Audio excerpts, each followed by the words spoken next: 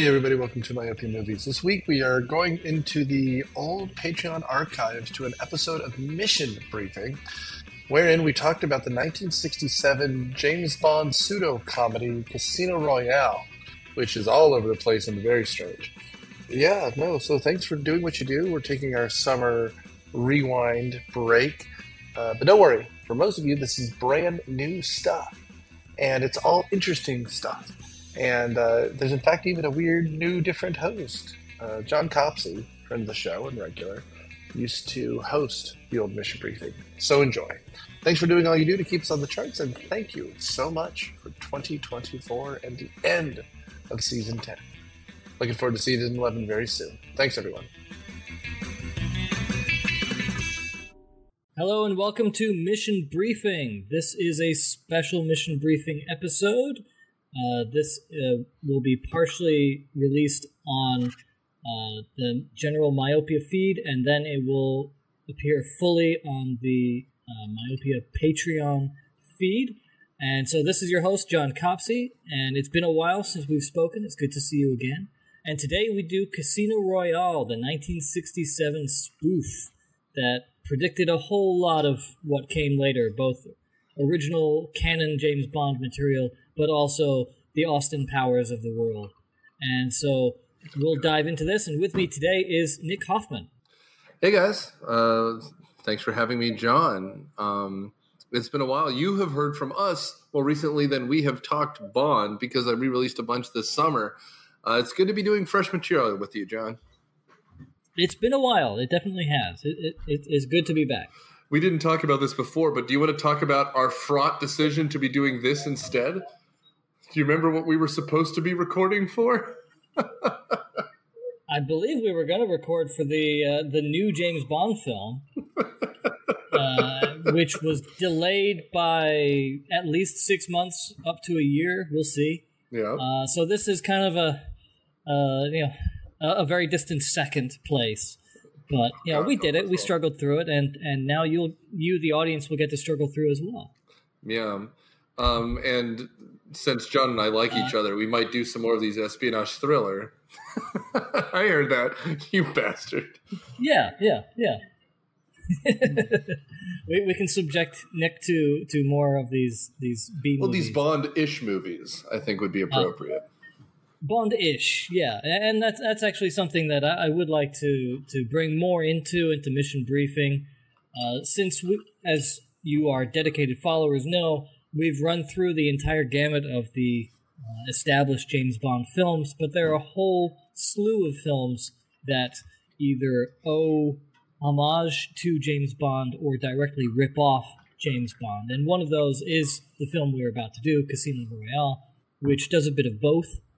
And then gives a little back, and we'll go into that as we do it. But yeah, so we have lots of stuff to come forward with in the coming months, years, decades, and all under quarantine, of course. You, the audience, will all under quarantine. Exactly. That's made this a lot more fun, a lot more interesting, and I don't actually have to see Nick, which is both a good and a bad thing, Nick.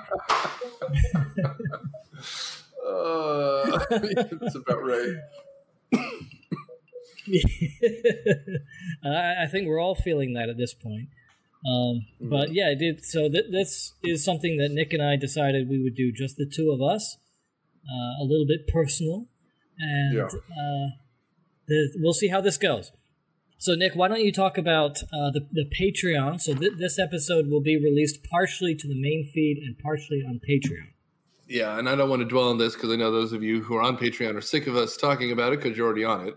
And those of you who are actively avoiding giving us money don't want to hear it. But patreon.com/myopia. At the $1 level, all you have to do is join the $1 level, and we will give you access to all the back catalog. We'll give you access specifically to Mission Briefing. And once we hit 250 total monthly dollars, we'll even bring back animation in the form of Myopia Mornings and our morning cartoons. In the meantime, of course, if you stumbled across this without knowing, We're a bad movie, and not just bad, just nostalgic movie podcast. And since John and I and some other regulars like Mark and Matt, Perrine, not Quinn, and Daniel also grew up with the Bond movies. We went through them all a few years ago, and we're kind of itching to redo some stuff with that. And you get that all at the $1 level. We also have tiers at $3, where you get the whole back catalog. $5, where you get an additional monthly episode. $10, where we release quarterly a movie riff, which is something I do with the award-winning Cineprop group. And at $50, you get to pick the movies for us. There's a dozen of you who can pick out the movies for us. We're still missing a few. But at this point, guys, I want to get to the movie, but I want to thank you for subscribing. And if you're not subscribing yet, enjoy this little freebie for the next few minutes before we switch back over to private. All right. Sounds good. So we have that to look forward to. So this will be the best first half of a podcast that you will ever get. And it's just a tee up to the Patreon edition. So look forward to this. Yeah. And please let us know. Please let us know if there are other Bond-like devices you want us to go over. Obviously, we've done one Mission Impossible, but there's plenty of John le Carré and old The Saint or the remake of The Saint or whatever that is Bond adjacent that would make some good episodes. Even if we do some Saturday morning cartoons, we could do some old James Bond Jr. or something. And if we really, oh my God, if we really felt like it, I don't believe we've done Austin Powers yet, have we? Yeah, and you could almost make me want to watch that third one, but I'd kill you. I think the first one's a movie. The last two are no, we could do the first one, just the first one. The first one.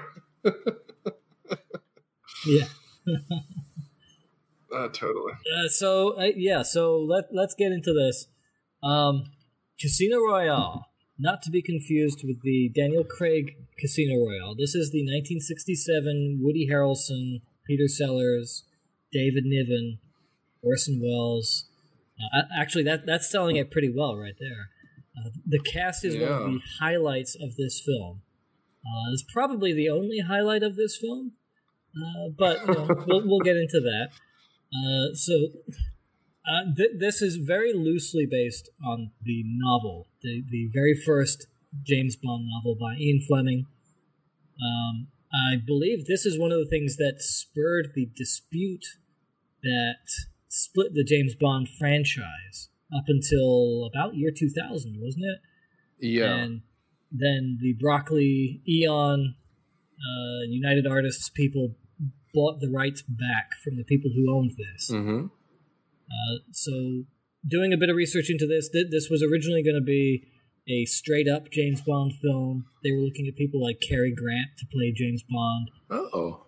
And over about a decade of development, it got nowhere. Meanwhile, the Cubby Broccoli, Sean Connery version took off, and they decided, well, we can't beat them at being a straight spy thriller, so we'll make it a satire, a spoof. And we get the steaming pile of turd that is this, which, it's special. It's something special. Nick, do you want to give us the plot synopsis? God help me. Okay, so I mean, this is utter death.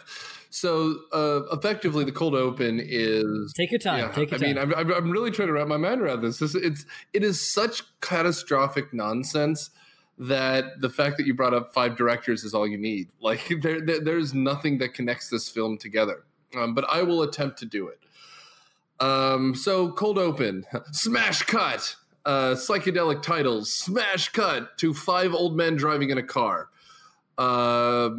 They're approaching a house, and a guy called M, who is a Scotsman, is trying to describe what a perfect spy is. Turns out that spy is James Bond. We meet James Bond, played by David Niven, who is disgusted at his namesake, someone who they called James Bond, given 007, which, for all those of you who believe that he's like a Time Lord or some nonsense, you immediately have full credit here. The four old men in the car are the head of the MI6, CIA, KGB, and the head of, I believe, the French Secret Service or something like that. And they're like, look, someone's killing all of our men. We need your help because you're the greatest spy that's ever lived. And turns out that this Bond is crazy. He's chaste. He doesn't drink. But he's remained in pretty spectacular shape otherwise. And all of that is to find out who Dr. Noah is, who are these assassins that are killing all these spies, to get to the bottom of, they use the old term, they use SMERSH instead of Spectre. SMERSH is a stupid name. I'm sorry, Ian, that was a dumb name. But anyway, then essentially, as he's saying he would never ever rejoin, a bunch of these SMERSH agents blow up his house, killing the four heads of the Secret Service, putting the old Bond out of retirement against his will in order to try to solve this mystery. At which point he is seduced by fake French/Scottish spies at M's wake. And he gets sucked into this world of espionage where about halfway through they try to do the plot of Casino Royale, then give up after Orson Welles plays the chief, which is about where I gave up too, ending in an atrocious third act where the movie literally grinds to a halt. We haven't mentioned this yet, but for a comedy, it's 2 hours and 11 minutes. You were talking about how it starts out as a drama and it ended up as a bad comedy. Right now, I don't know about you, but I'm being inundated with those damn masterclass ads every time I watch a video online. And Judd Apatow describes it, writing comedy, as writing a drama and then adding jokes because the story should stand on its own. And this feels like a meandering nonsense Judd Apatow movie, doesn't it? Like, everyone thinks they're being funny. Everyone's allowed to just riff it, baby. And in the end, the movie is utter nonsense.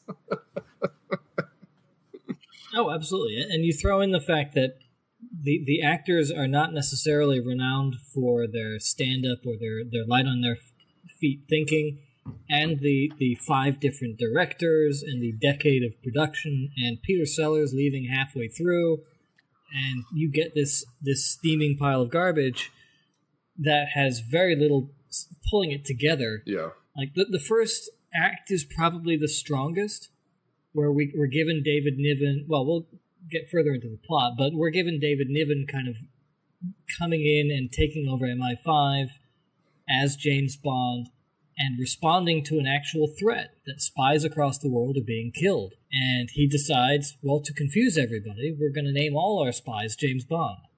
Mm-hmm. Okay, that's an interesting twist. It's a bit quirky, but sure, why not? Apparently that's now canon, since the new 007 is not James Bond in the new film. But that's kind of cool. Okay, sure. And then we're introduced to Peter Sellers' character, James Bond, who he's a card player, and they... You're right. Yeah, he owes SMERSH money. No, I mean, you're absolutely nailed it there. I mean, and the problem with this movie among other glaring errors is you do have 2 essentially comedic actors. You have Peter Sellers, who by this point has already been in Doctor Strangelove and been the Pink Panther, Clouseau in the Pink Panther. Like, he's a funny dude, but he wanted to play this as a straight James Bond. Like, he wanted to be, kind of... I mean, these movies reek of Roger Moore, but remember, Roger Moore is charming and a little goofy, but he's playing the role seriously. But at the time, of course, all we had was Sir Sean, who is why I would assume they made M super Scottish. But, I mean, even he plays it with kind of a smile, but it's not a comedic performance. That's what the main comedic actor wanted to do, and then they made it a comedy kind of against his will. And on the other hand, I mean, bafflingly, we think of now as Woody Allen as, a director in Criminal, which is often synonymous, but he was a stand-up and a funny guy. And so Woody Allen playing Dr. Noah is the one comedic person, and you can tell he wrote his own material, and he's playing this like a extended Benny Hill sketch, which is really just, it is something. I don't know what it is, but it is something. I think at one point they were actually playing the Benny Hill, the yakety sack kind of trumpet music while people were sped up and running. Oh God, they do the overspeeding thing. They 100% do. And at the end, when he's going nuts, he's jumping around like he's Bugs Bunny. It's utter bafflement. It truly is. Yeah, and part of that is the 60s, and this film just drips of 60s part of it was pop culture. Like, watching it, I was reminded a little bit of the Beatles film Help. Like, it's a little bit nonsense. It's kind of irrelevant or irreverent, and it has pop culture references that we just don't get anymore, and that really dates it. I don't know at the time if it was any good. I mean, the Beatles were the Beatles. But for this, it doesn't do the film any benefit to be just so dated and pop culture-y. And we'll get into, especially in the third act, they just throw everything against the wall and hope things stick. Like, just cameos out of nowhere and for no reason. Like, Peter O'Toole is in it, just for a one-off gag of Peter Sellers saying, like, I forget the exact phrase, but no, I'm Peter O'Toole. Yeah. And he's saying that to Peter O'Toole, who's playing not Peter O'Toole. That's right. And a guy from Scarface is just flipping a coin in the final scene, just because. No reason. Just, I guess they had money left over and they felt like they needed to use it on hiring people that people would recognize. I don't know. Yeah.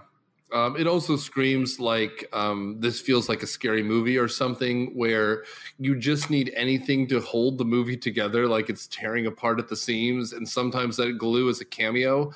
I mean, one of the literally 5 directors that worked on this was John Huston. So, like, yeah, I'm sure he called up whoever he could to say, hey, man, make my part not the worst part.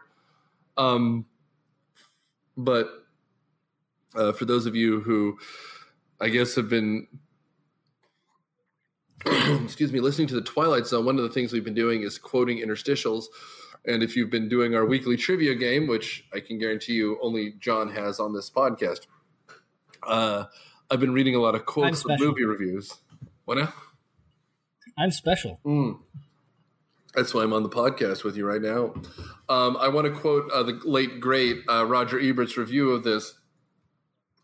This is possibly the most indulgent film ever made. Anything goes. Consistency and planning must have seemed the merest whimsy. One imagines the director, there were 5 all working independently, waking up in the morning and wondering what they'd shoot that day. How could they lose? They had bundles of money because this film was blessed with the magic name of James Bond. And that's really what this screams. It cost like $12, $13 million to make in 1967, which is not a cheap movie, not crazy expensive by today's standards, but probably cost about $100 million to make, ish, maybe. And it made 41, so it tripled its budget. That's pretty good, almost quadrupling it. And the song, as you alluded to, there's nonsense music throughout, produced by and written by Burt Bacharach. And the main song we hear a couple times, Love Something Something, some nonsense. The Look of Love was nominated for an Academy Award. So there you go. At what point? I mean, so everything about this should have worked. It had a great, well, I guess great. Burt Bacharach is a famous score producer. It's got a stellar cast. It's got James Bond. It's got an established story. This should have worked, and yet it really did not. Yeah. And part of that was the production. Part of that was the actors. Like we said, Peter Sellers left halfway through, and they just kind of had to flub the rest of his scenes and then stitch the third act together. I don't know what they were going with or going for, and it just, I don't know. I don't even know where to go with this. This is just such a weird movie. Yeah, I honestly... I will say, yeah, like Peter Sellers was fantastic in it, but you're right. He was playing a straight man in a funny movie. Yeah. And I'm not sure what he was trying. I'm sure he wanted to be James Bond. He was probably pissed that Sean Connery got it over him. Yeah. And he does it all right. But it's a funny movie. David Niven is fine as the senior James Bond. I love the idea that he retired and MI5 gave his name and title to, it's unspoken, but to Sean Connery, who's a womanizer, who's an alcoholic, who is just bombastic in every way, which is not what David Niven's character is. He's a stiff upper lip, chaste teetotaler who's actually pissed that they did this to him, which is why he doesn't really want to come back in the first place. Right. I think that's fascinating. That's great character development. Yeah. And the fact that he wants everybody to be named James Bond is, okay, that's ludicrous. That's ridiculous.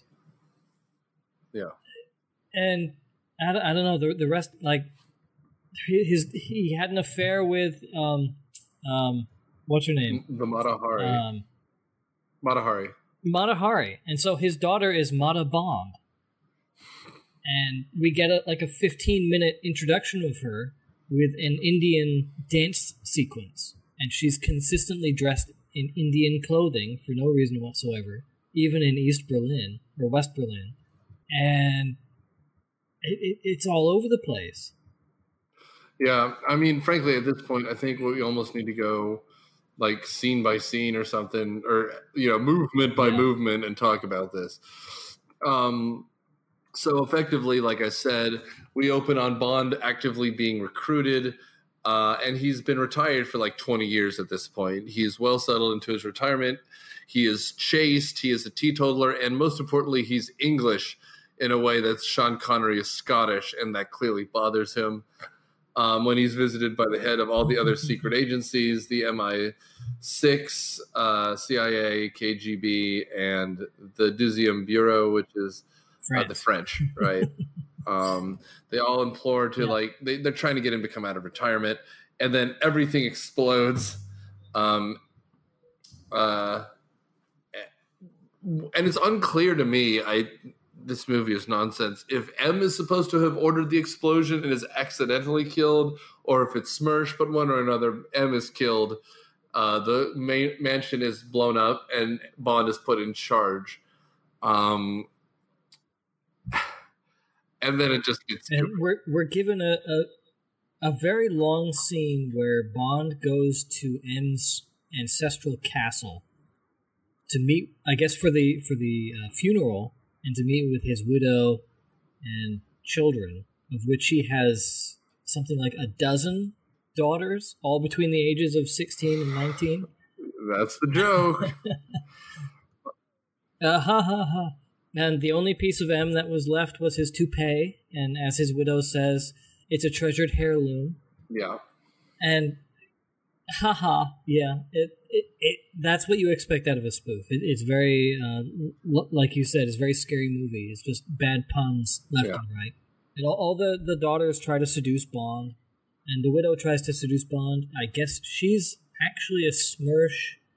Something. Yes, they've all been replaced with Smersh agents. Mimi. The widow. Yeah, Mimi. Kind of inadvertently, because like we said, he's chaste. He avoids all the daughters coming at him. Yep. And let's not forget, did he just leave? Is that how he got out of it? Well, no, I mean, there's all sorts of there's a weird feats of strength where they're throwing like stone balls at each other, where these weird men come out of nowhere wearing kilts. And I mean, and again, David Niven is not like decrepit, but he's like a man in his maybe mid-60s who's mildly spry against these like Scottish beefcakes, and not only handedly defeats them, he like crushes the stone balls in his hand, at which point, what is it, Lady Fiona McTerry falls madly in love with him, although her real name is Mimi, she's a Smersh agent, etc. Right. And the way he gets away, to answer your question, is the next morning he goes on a grouse hunt. Which, again, the funny thing is, as you do, we can't forget that all the books were out. At least most of the books were out. This is 1967, so like, Ian Fleming is still alive and writing, but the movies come out of order. So scenes that will eventually be done by like Roger Moore, I believe this one in particular, the grouse hunt, where there's assassins trying to kill him, come from Moonraker. Is that right? I think so, yeah. Is done here because I assume the book had come out, and the book looks nothing like the movie, but I assume the grouse hunt is in it. I will admit to not have gotten through all of James Bond, and frankly, Casino Royale was the one who killed me. If you try to read Casino Royale, which you should, there's an entire chapter on how Baccarat is played, which is... Well, because normal people just have no idea what this game is. As you refer to it, it's a game of gamble. The rules just make no sense, other than it seems to be complete luck. Yeah. And the rich just play it constantly. Just like capitalism. Anyway, but yeah, I mean, so that's what it is. Like, we have Bond escaping into this world after getting away from all this stuff. Lady, is Fiona McTerry that woman played by someone? I know Vesper Lynd is Ursula Andress from Dr. No. Mimi is Deborah Kerr. Yeah, there you go. So she's, I mean, this has a stellar cast, probably because of the name James Bond. But, I mean, the King and I, like, she's fantastic in that. That's one of the... the standards by which we judge films. Yeah, I know exactly. And here she is in this. Well, and by the by, if you do watch this, which I don't know if we'll recommend it or not, but McTerry, M, the original M, the one who dies in the explosion, who's in there for exactly one scene, that is the great director John Huston acting. And I mean, for those of you, I mean, I assume everyone who listens to this knows we're movie people, but we have several directors in here, including Woody Allen and it just slipped my mind completely. Orson Welles. Orson Welles. But John Huston is in this, and you forgot Orson Welles. John Huston, who directed Chinatown, The African Queen, The Treasure of the Sierra Madre. I don't know why everyone was sucked into this. There's like a pyramid scheme. This would be like, John, do you remember that episode of The Simpsons with a Radioactive Man where they're making the movie? And at the end, like, the town has bled them dry. The director and the executive producer go back to Springfield, and they're brokenhearted because they've lost everything. And they get off the bus, and they're like, "Don't worry that you've lost all your money.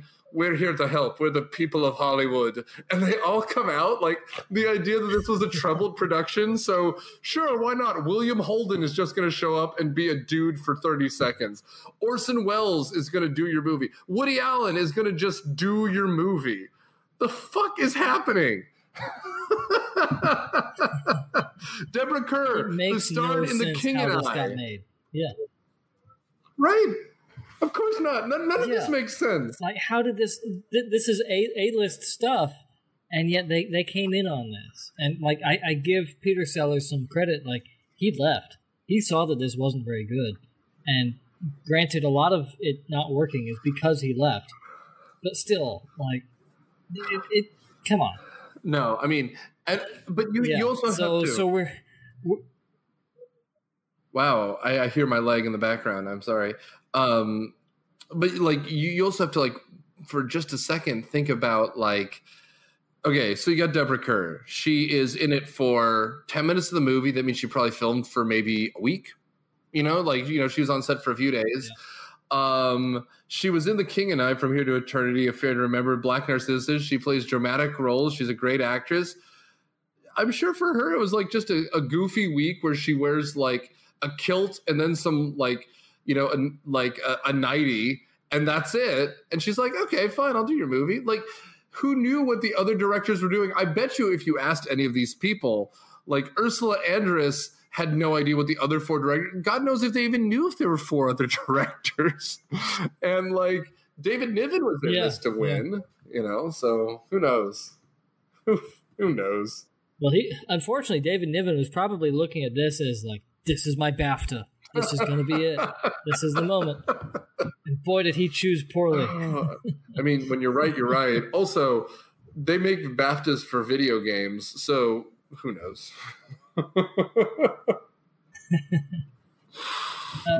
So he leaves Scotland, David Niven does, and we're actually introduced to something similar to a normal James Bond scene where he's driving through the countryside headed toward London in his, I don't know what the hell it is, just a 1930s style race car.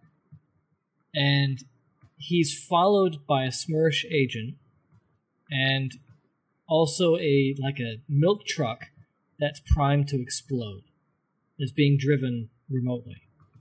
So he's trying to avoid both of these vehicles. I don't know why they have an agent tailing him and a mobile bomb. I'm not sure. It's not really explained. Only that he avoids them and the agent is eventually blown up by the bomb. Well, it's for all the laughs that they're trying to collect. It's a very James Bond it's a very James Bond scene. Like, I could easily see Sean Connery doing something like this. It's not quite the seriousness or the violence that you get from James Bond. It's played with a bit of tongue-in-cheek. But it is a very James Bond kind of scene.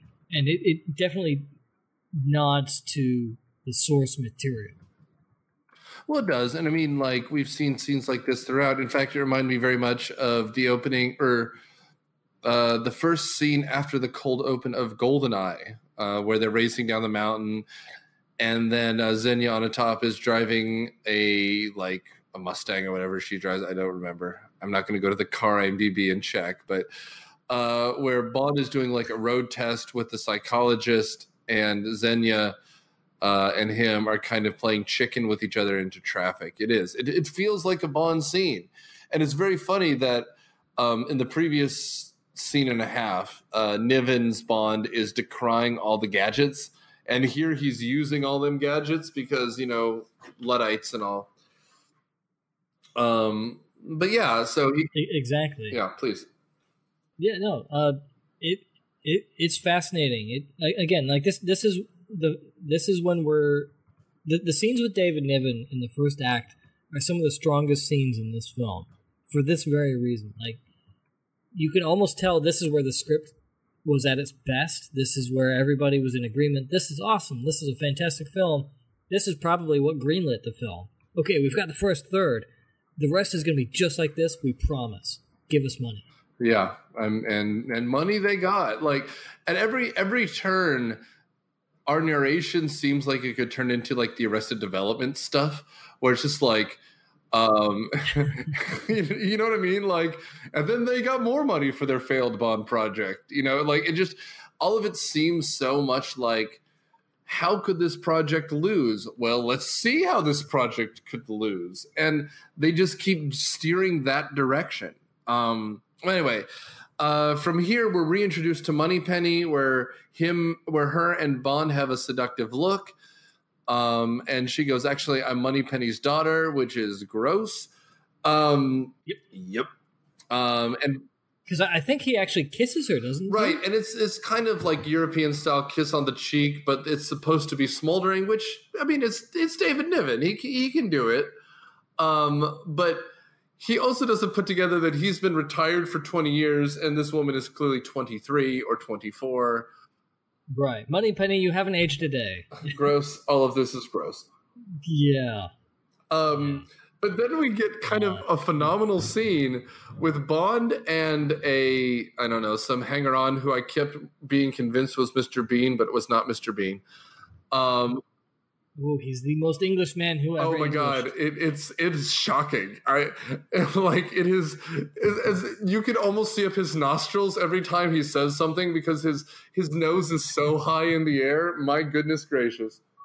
He is the quintessential example of I am English. Yes, please pass the tea, coffee. Yes. So you see, Mr. Bond, Agent 7 or Agent 6 was killed at like a Bangkok brothel.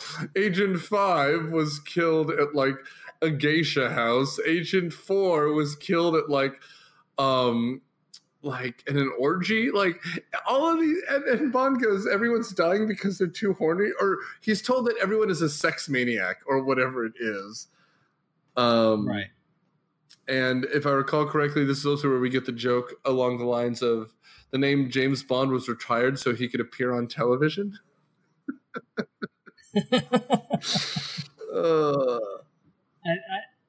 Since this is 1967, I'm guessing it's not quite a dig at Roger Moore, who would have been on TV at about this time. Well, I mean, but it also may have been, because even if Roger Moore was still the saint, the idea that all spies end up on TV is kind of a joke. And for those of you who are comic book fans, there's a great Batman from a series that they used to do, and then they started to do again more recently, called Batman Black and White, where Batman won. He caught all the villains and they're all in Arkham Asylum. So now he's reduced to doing commercials with villains who have gotten parole. So like him and the Joker are just in the green room talking, and they're like, then they have to do a soda commercial where he gets the Joker and he's like, this is the only soda strong enough for a Batman. And like, that's kind of the gag that they're going for, which is fantastic. Like, I guess all the spies just ended up on TV, or were so horny they all died of STDs. So moving on, I guess. Yeah. And we find out later that this is part of a big plot by Dr. Noah. Or Smirsh. By the way, when you said it like that, to just get rid of all the. I said. By the way, when you said it like that, I realized that the joke is that he's also Dr. No. I mean, this is 1967, so at this point we have Dr. No from Russia with Love, Goldfinger, and like you said, this comes out the same year as For Your Eyes Only. So he must have also had. So he must have also had Thunderball. So the first four were out, and so they're gonna make fun of all of these little movies, and man, they have no point. Like, I don't like Mike Myers, but at least he made a movie where the plot was a plot, and then the jokes were sprinkled in. This is nonsense. Right. Utter nonsense. And like I said, like David Niven's character says, okay, we're gonna confuse whoever is killing all these spies. We're going to name all our current spies as James Bond, whether they're man or woman. And we need spies who are impervious to sex. And like that's okay, that's quirky, that's funny. I get it. It can be done well. They almost play it straight. Like you've got the guy Cooper, who they recruit. He's as James Bond, and they have him in training. There's a woman going down the line of all these recruits, just making out with guys, and if they're turned on, she says goodbye, go away. Yeah. And Coop doesn't bat an eye, and he succeeds because he resists her charms, and then she throws herself at him, and he just keeps resisting her. Yeah. It does throw the Bond themes on its head, which is what a good spoof should do. But it takes 30 minutes to do it. Like, it's not that the joke is repeated 3 times. It's that it's told by someone with amnesia. Like, they keep starting the joke and it keeps stopping. Because, again, you're right. I believe it's also the woman is Moneypenny specifically. Moneypenny Jr. But, like... Yeah. This montage is just, and then he has to reject the feminine wiles of a dozen women at once, and you're just like, okay, we got it, we got the joke. Oh God, and like the woman who comes in at the end, the detainer. Mm-hmm. For the life of me, I had no idea where she came from, but apparently she was one of these people in this montage of James Bond's being recruited. Like the movie just went by in such a blur that I had no idea where she came from until like the very last scene where she comes out and plays a pivotal role. I thought, who the hell is this? Right. Oh, it's James Bond. Sure, why not? Yeah. Or I think she's given the moniker also Jane Bond because, of course, I believe it's around here that they're mentioning all the spies. And we have this seduction scene, but we're told that there's one in the Caribbean that they just call Jimmy Bond. And Jimmy Bond is James Bond's nephew. No answer there. No. And we're introduced to a young, probably first entering acting after his stand-up comedy, Woody Allen. I will admit, this part was mildly funny. How he gets out of his execution. It's pretty good. I mean, it's funny. He's in some military junta-esque Latin American country. He has and he's being lined up to be executed, and he asks for his one last cigarette, and if someone can have a light. It turns out that cigarette is a grenade, very Bond-esque gadget. After it explodes and kind of knocks out, if not kills, his execution squad, he climbs the wall behind him and lands in someone else's execution. And he has to ski-daddle and get away. We mentioned this, of course, because, of course, it's funny. It is. It's very funny. And Woody Allen is a schmuck, but he can be funny. That was a very funny scene. At this point, I guess. And then the joke stops. And then the humor stops because when he comes back, he ain't funny no more. And by the by, I will admit to being following along in an outline of this movie because, my God, help me try to remember this.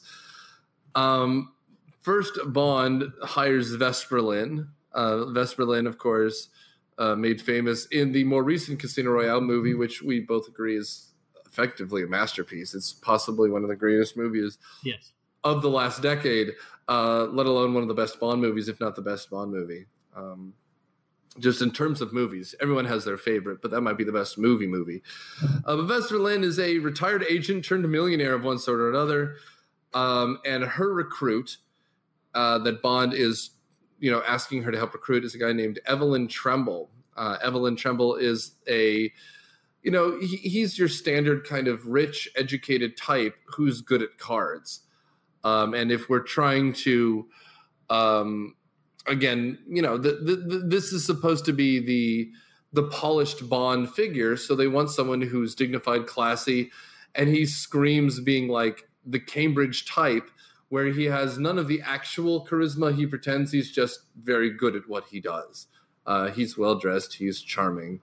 And this is where we're introduced, of course, to Peter Sellers, Evelyn Tremble, who is hired specifically to defeat Le Chiffre, who has been embezzling Smersh money. He's trying to win money at the gambling tables to pay back Smersh before Smersh kills him. We still have no idea why any of this matters. We will never know why any of this matters, but this is the scene we're upon.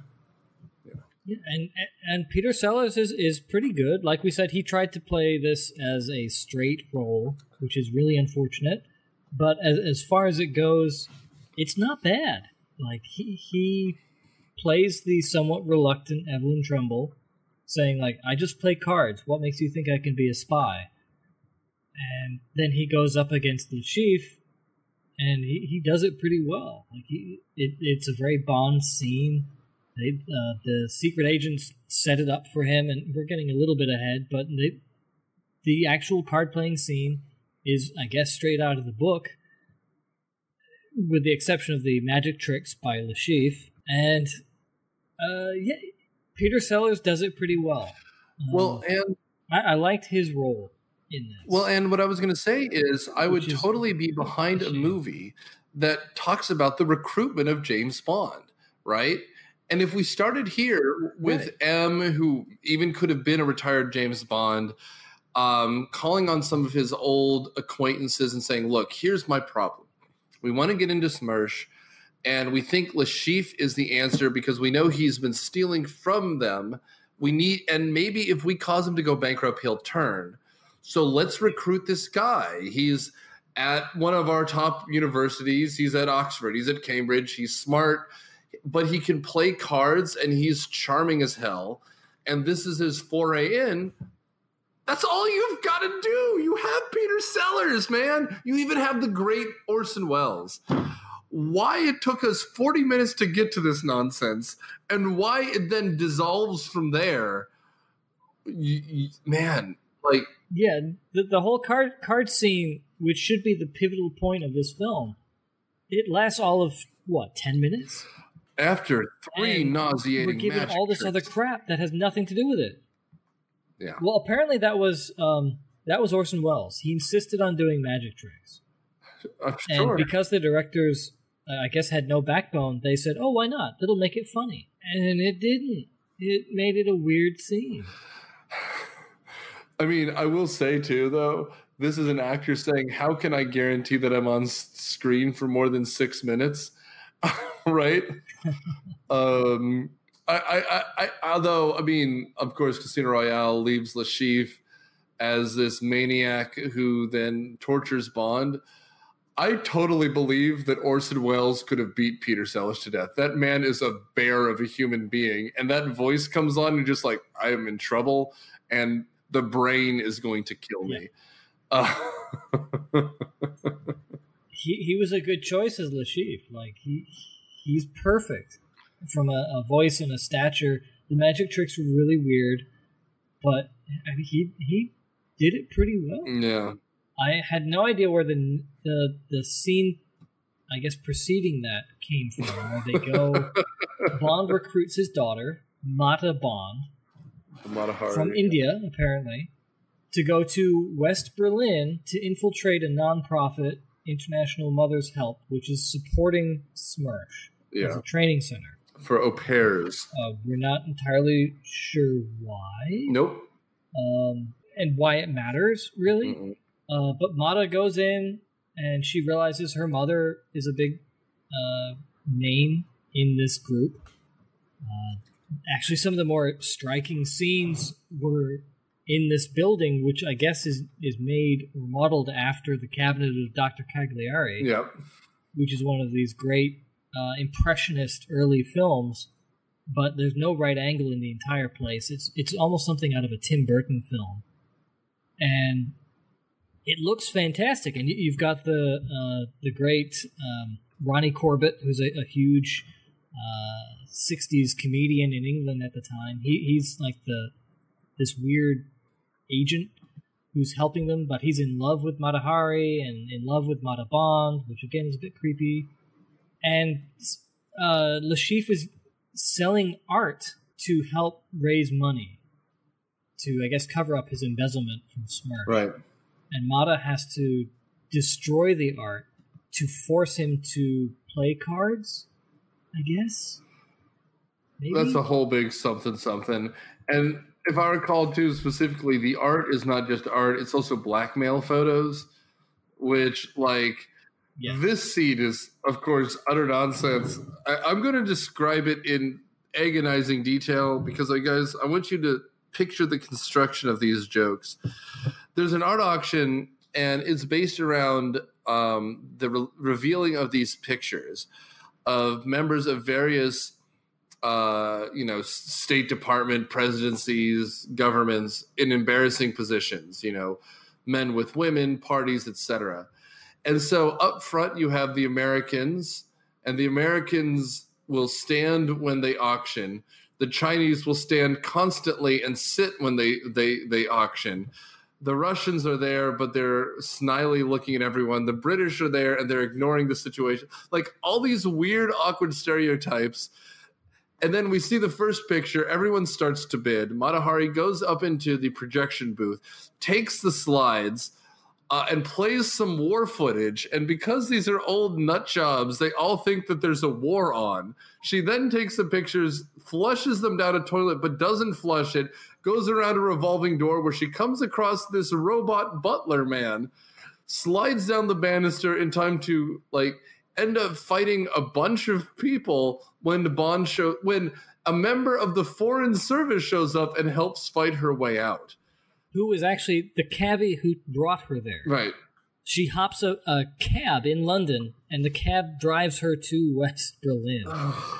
And again, this is one of those guys. This is Bernard Crimmins, who was a big 60s comedian, just like Ronnie Corbett. More recent viewers might know him as Donna's father from Doctor Who. Yeah.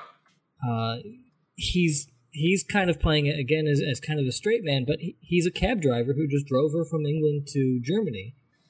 And then he's actually a spy with MI5.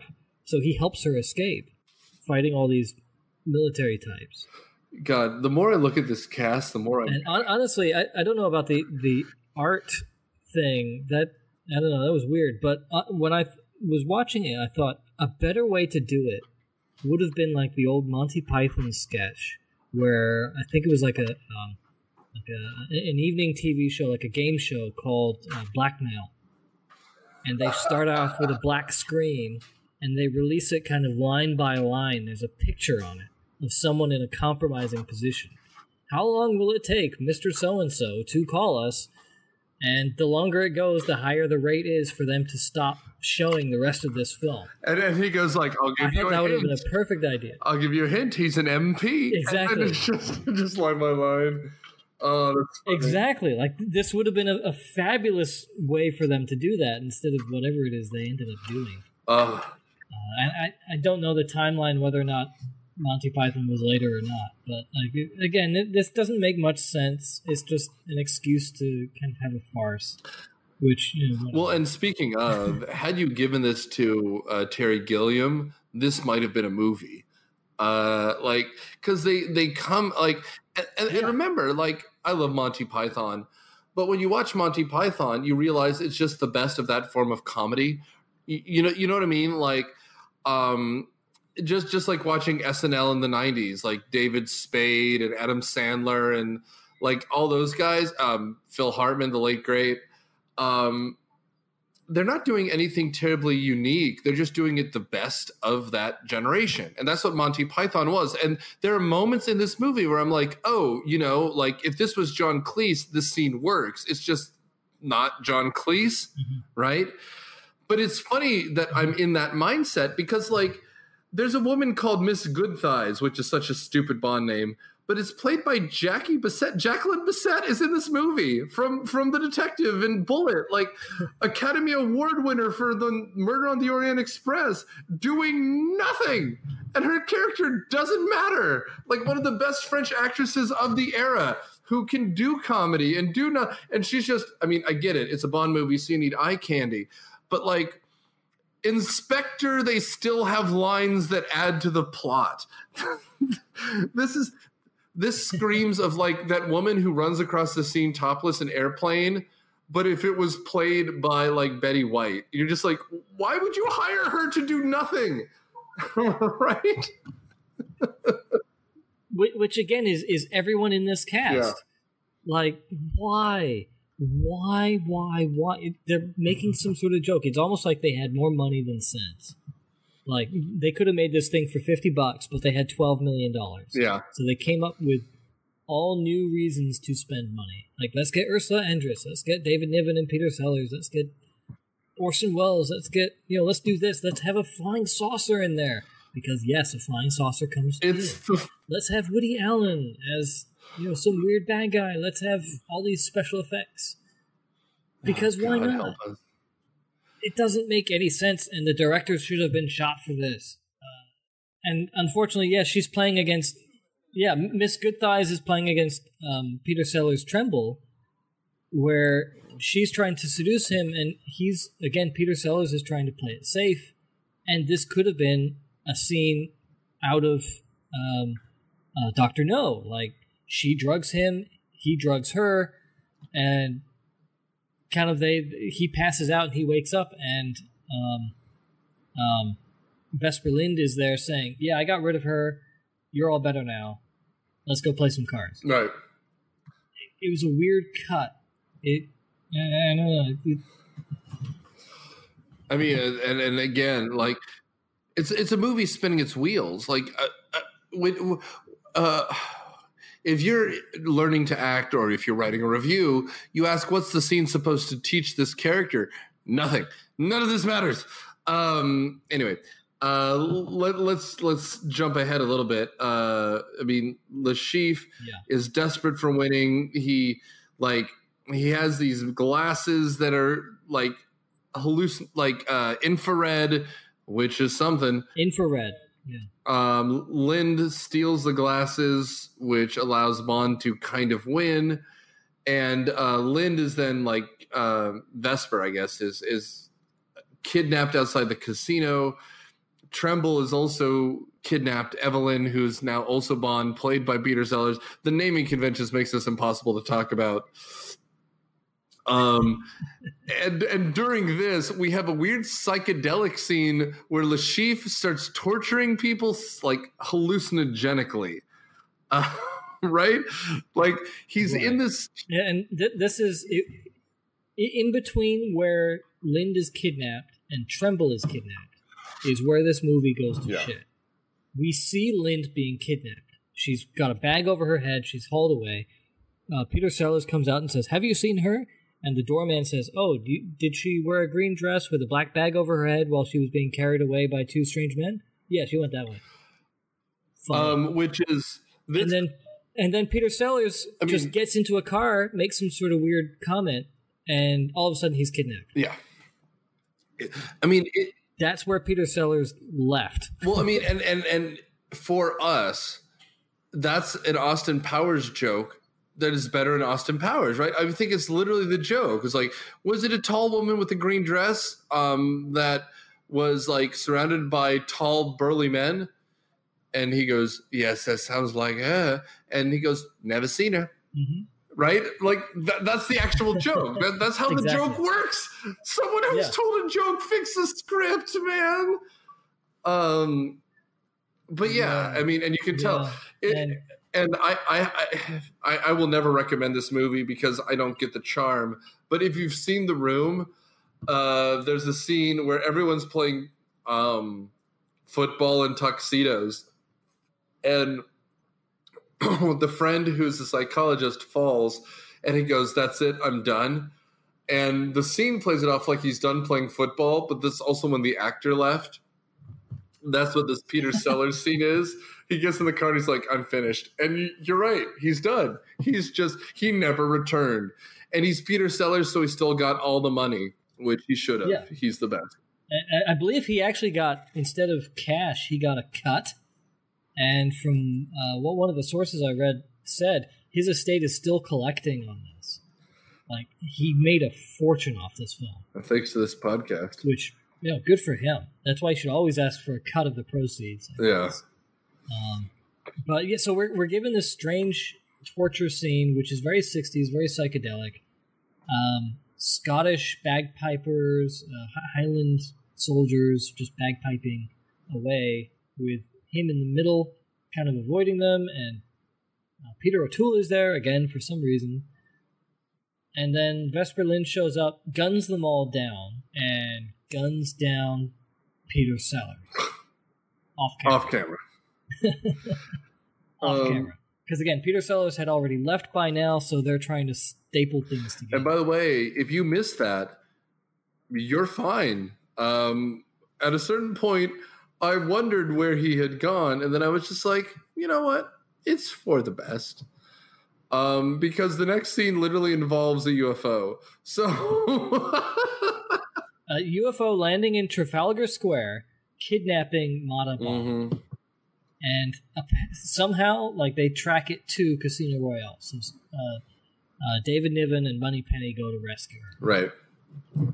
And they discover the evil headquarters underneath the casino is where Dr. Noah is hiding out. It's your typical James Bond villain place.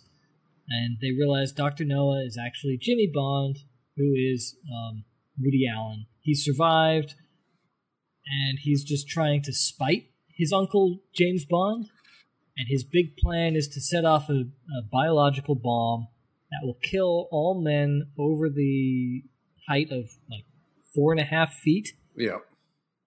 and leave all women beautiful. So basically, Jimmy Bond is the only man left in the world. God help us. And yeah, that's 60s. That's the 60s. Well, maybe one of them will be the daughter of someone else he's married to, and it'll work for him. Probably, yeah. That fits his thing. Go figure. This was already kind of predicting the future.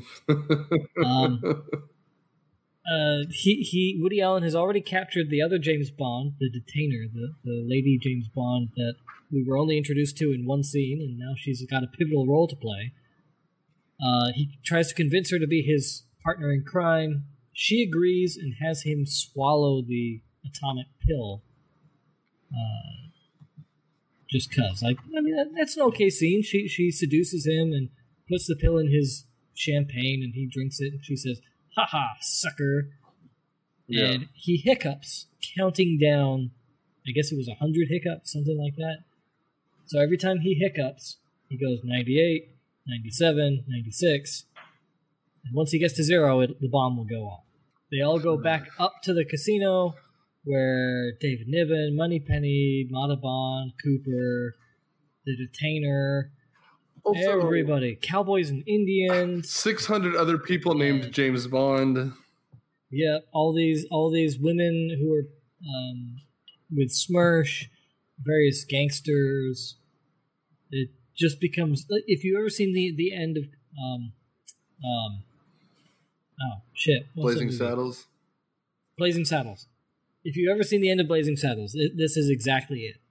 I'm guessing Blazing Saddles came out a lot after this, so it must have stolen from this. I'm not overly familiar with 60s pop culture films, but maybe this was just a thing that happened. Well, I mean, it's also... It's the exact same thing. It's also a holy grail where everyone shows up at the end, including an army that had never been there before. It's also the end of the Alice in Wonderland movie and books, right? It's credit scene satire where everyone shows up right at the end to have a good old-fashioned brawl. Although, specifically, the creation of characters from other movies really stinks of Blazing Saddles, which again must have ripped it off from this, God help us, because I thought Blazing Saddles was a good movie, but now I'm not so sure. Yeah, because maybe it just all comes down to direction. Like, even a bad idea with a good director and a good writer can be done competently. And this had neither, so maybe there's a distinction right there. Well, and I mean, we can wrap it up because, again, I watched this the last few days. I couldn't tell you. I mean, when the UFO takes off and lands back at Casino Royale, I'm just like, we've lost any semblance of what's happening. But, like, the end ends like, oh, God, I think it's a Tintin book called The Broken Ear, where literally the bad guy descends into hell. Like, the bomb goes off, destroying Casino Royale. All the Bonds and like various Bond people go to heaven, and then Jimmy Bond like descends to hell. Like, that's how the movie ends, and you're just like, what majestic hell was this? My goodness, I don't even know. It made no sense whatsoever. I'm glad it's over. I'm glad it was the last century. Yeah. And probably most people involved with this are dead. This was an abomination. Should not have been made. And looking back on it, it's probably similar to, like, you've got the all-star basketball teams, right? Like, all the big names come out, like, and you think this will be a fantastic team, and they end up being horrible. Why? Yeah. Because they're all these big egos all trying to do the same thing, and they're not working as a team. With this film, you've got all these A-list actors and A-list directors, and they're all trying to do their own thing, and none of it works cohesively. Yeah. So why is Lashif doing magic tricks? Well, because Orson Welles wanted it. Why is Peter Sellers playing a straight man in a comedy? Because he wanted it.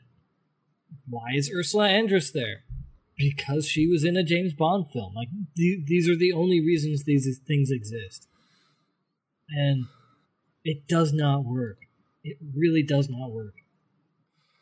To me, the most frustrating thing about this, honestly, is that Casino Royale is such a simple plot. Now, I mean, there's clearly different ways to do this. This is the second iteration of it. The first was a made-for-TV movie, which is like 45 minutes, a blessed 45 minutes long, compared to this nonsense.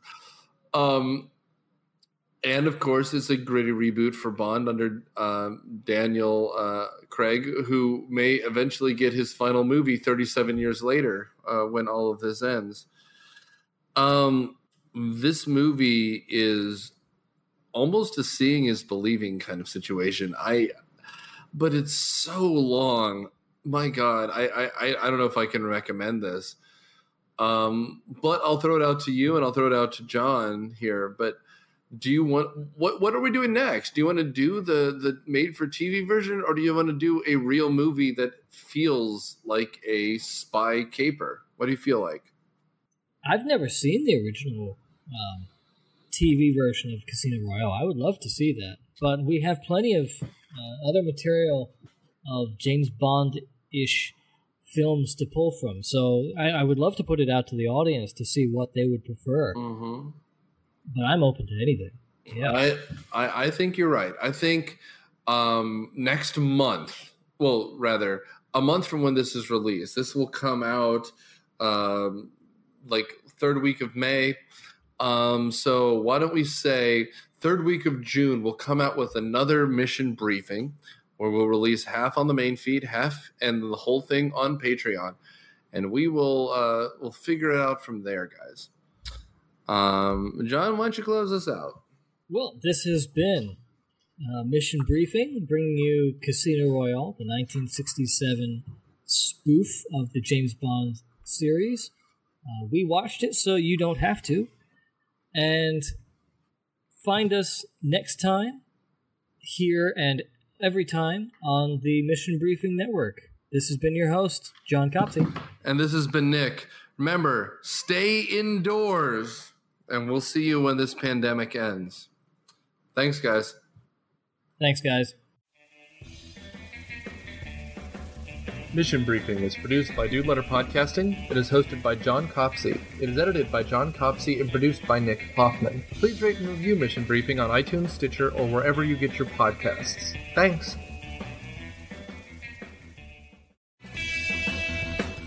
Myopia Movies is a podcast production of Dude Letter Podcasting and is produced by Nick Hoffman. It is edited by Nerd Trinette and Daniel Sudis and is hosted by Nick Hoffman, with production assistance by Matthew Quinn, Daniel Sudis, and Nerd Trinette. The theme song is Surf Shimmy by Kevin MacLeod from Incomptech.com. Licensed under the Creative Commons by Attribution 4 license, Creative Commons /licenses by /4.0. Thanks.